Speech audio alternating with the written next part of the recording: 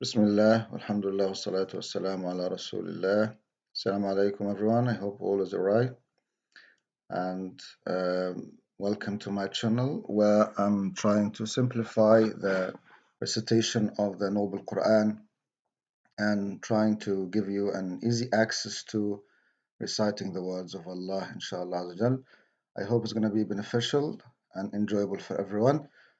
And because first things first, I'm going to start with the letters of the Arabic alphabet, step by step, in a way that will help the beginners um, all the way from the scratch until they become able to recite the Quran properly, inshallah. Um, to start with, just a few facts about Arabic letters. The Arabic alphabet or Arabic writing in general starts from right to left. So, unlike English and other Latin languages, which go from left to right, Arabic goes, as you can see on the screen, from right to left.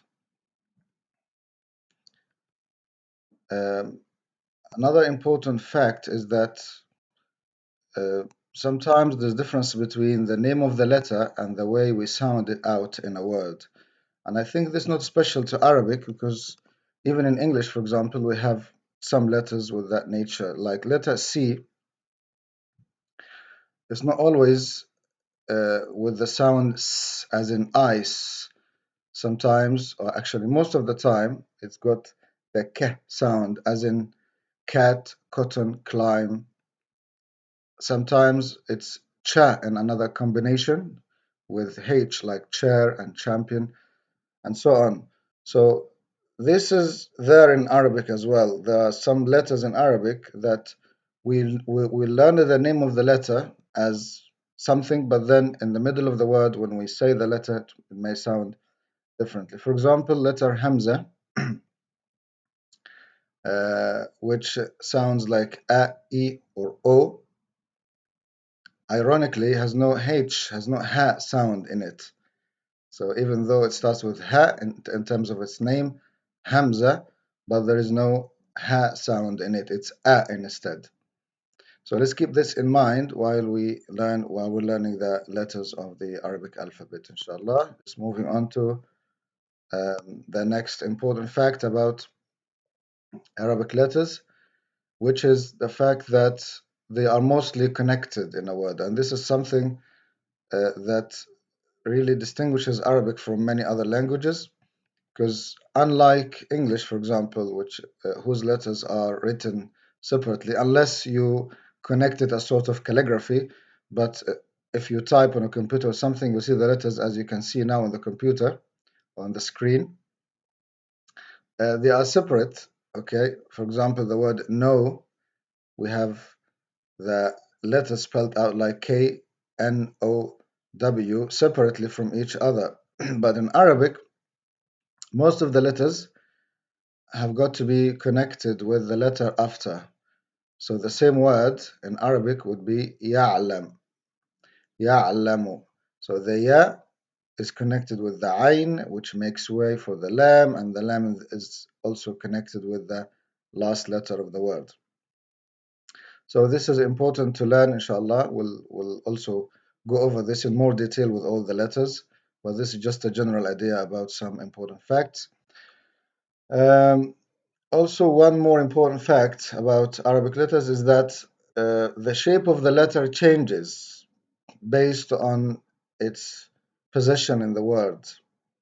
Okay, so depending on whether the letter is initial, meaning at the start of the word, or middle of it, or at the end of it, we will see some differences.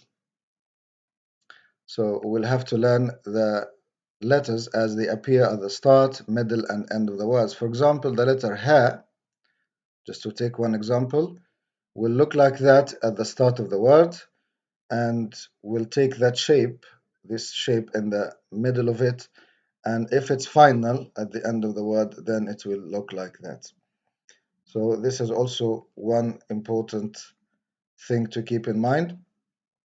And maybe finally for this video, um, there are some letters with special sounds that are not there in other languages, especially as we try to simplify the Quran for English speakers.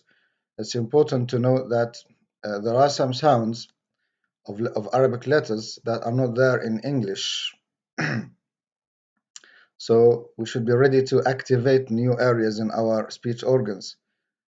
Most importantly, I mean, most commonly will be the throat, because there are some throat letters in Arabic which are not there in English, unfortunately.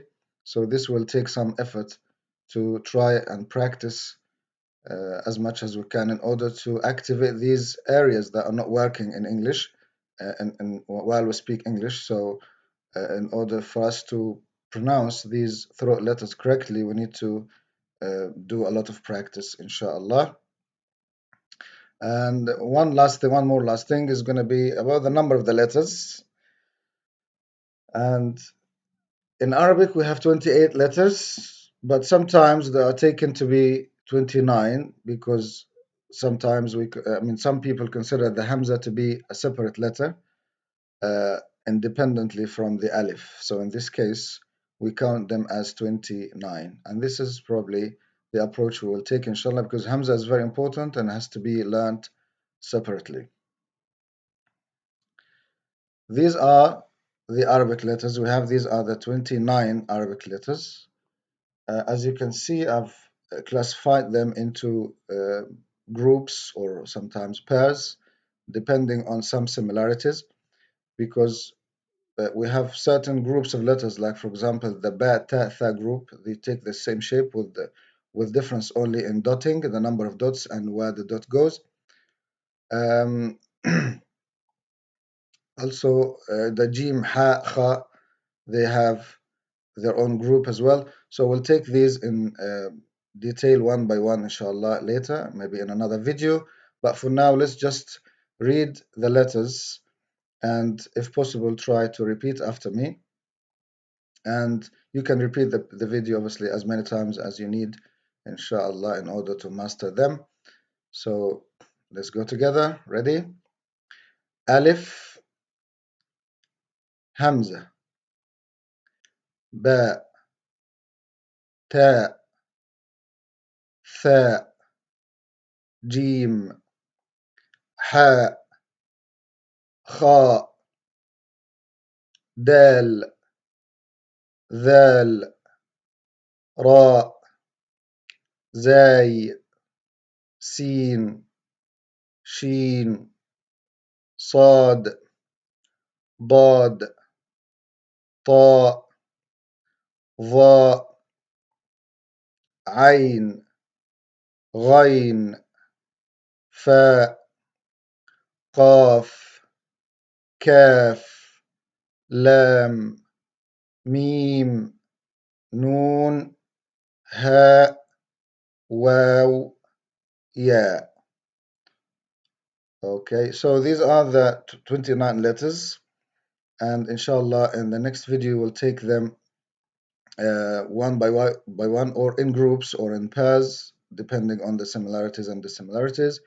Inshallah, I hope that was beneficial, inshallah, and enjoyable for all of you. Thank you so much. Assalamu alaikum wa rahmatullahi wa barakatuh.